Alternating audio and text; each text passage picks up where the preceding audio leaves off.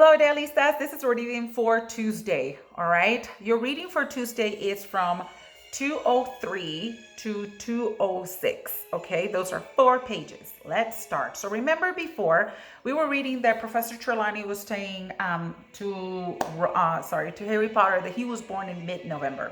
That was not true. Harry was born in July. So, he was kind of like mean to her. So she ended up giving him a lot of work. So here we go. But then Malfoy finds something about Ronstadt on the paper, and we're gonna find out today. So today we're going to read pages 203 to 206. Okay, that is 4 pages a day. Let's see. Further mistakes at the Ministry of Magic. This is what Malfoy is reading. It seems as though the Ministry of Magic's trouble are not yet at the end, writes Rita Skeeter, special correspondent. Recently under fire for its poor crowd control at the Quidditch World Cup and still unable to account for the disappearance of one of its witches, the ministry was plunged into fresh embarrassment yesterday by the antics of Arnold Weasley of the misuse of Muggle Artifacts Office. Malfoy looked up. I imagine them not even getting his name right, Weasley. He is so mean. He's very mean, isn't he? Let's see. To fly a rocket ship, you need to be an optimist. Sorry, guys. I am putting this with some ads, so I apologize. Okay. Malfoy looked up. Imagine them not even getting his name right, Weasley. It's almost as though he's a complete nonentity, isn't it? He crowed. Everyone in the entrance hall was listening now. Malfoy straightened the paper with a flourish and read on.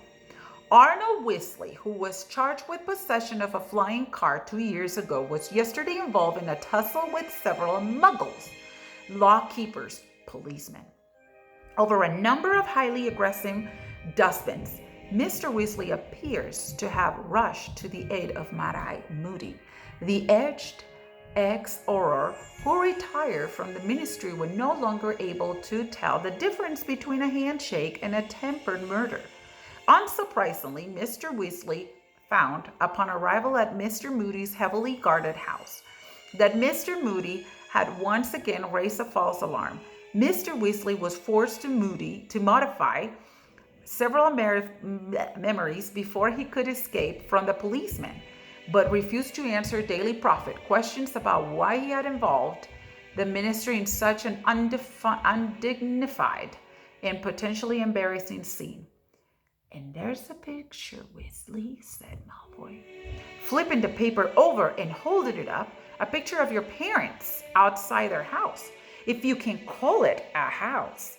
Your mother could do with losing a bit of weight, couldn't she? He's so mean. Gosh, Malfoy, you're so mean. You just say those things. Ron was shaking with fury. Everyone was staring at him. Get stuffed, Malfoy, said Harry. Come on, Ron. Oh yeah, you were staying with them this summer, weren't you, Potter? Sneered Malfoy. So tell me, is his mother really that porky? Or is it just a picture? Oh my gosh, he's awful. You know your mother, Malfoy, said Harry. Both he and Hermione had grabbed the back of Ron's robes to stop him from launching himself at Malfoy.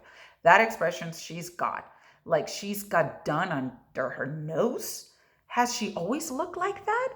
Or was it just because you were with her? Malfoy's pale face went slightly pink. Don't you dare insult my mother, Potter. Keep your fat mouth shut, Dan, said Harry, turning away. Bang! Several people screamed. Harry felt something white hot graze the side of his face. He plunged his hand into his rose, but before he would even touch it, he heard a second loud bang and a roar that echoed through the entrance hall. Oh, no, you don't, lady. Harry spun around. Professor Moody was leaping down the marble staircase. His wand was out, and he was pointing right at a pure white ferret, which was shivering on the stone-flagged floor, exactly where Marford had been standing. Did he get you? Moody growled. His voice was very low and gravelly. No, said Harry Mist. Leave it, Moody shouted. Leave what? Harry said. Not you, him, Moody growled, jerking his thumb over his shoulder at Crabe. Moody started to lean toward Crabe, Goyle, and the ferret, which gave a terrified squeak and took off, streaking toward the dungeons. I don't think so, roared Moody, pointing his wand at the ferret again. It flew 10 feet into the air, fell with a smack to the floor, and then bounced upward once more. I don't like people who attack when their opponent's back's turned, growled Moody as the ferret bounced higher and higher, squealing in pain. Stinking, cowardly, scumming thing to do. The ferret flew through the air, its legs and tail flailing helplessly. Never do that again, said Moody, speaking each word as the ferret hit the stone floor and bounced upward again. What are you doing? Said Professor McGonagall, her eyes following the bouncing ferret's progress through the air. Teaching, said Moody. Teach? Moody, is that a student? McGonagall, shrieked Professor McGonagall, the book spilling out of her arms. Yep, said Moody. No, cried Professor McGonagall, running down the stairs and pulling out her wand. A moment later, with a loud snapping noise, Draco Malfoy had reappeared. He deserved that. Laying in a heap on the floor with his sleek blonde hair all over his now brilliantly pink face. He got to his feet, wincing. Moody, we never use transfiguration as a punishment, said Professor McGonagall weakly. Surely Professor Dumbledore told you that? He might have mentioned it, yeah, said Moody, scratching his chin unconcernedly. But I thought a good sharp shock. We give detentions, Moody, or speak to the offender's head of house. I'll do that then, said Moody, staring at Malfoy with great dislike.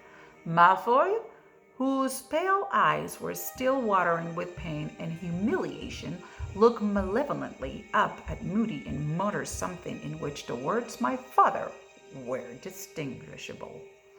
Oh, yeah, said Moody quietly, limping forward a few steps, the dull clunk of his wooden leg echoing around the hall. Well, I know your father of old, boy. You tell him Moody's keeping a close eye on his son. You tell him that from me, now you're head of house, I'll be Snape. Will it? Ooh, interesting, huh?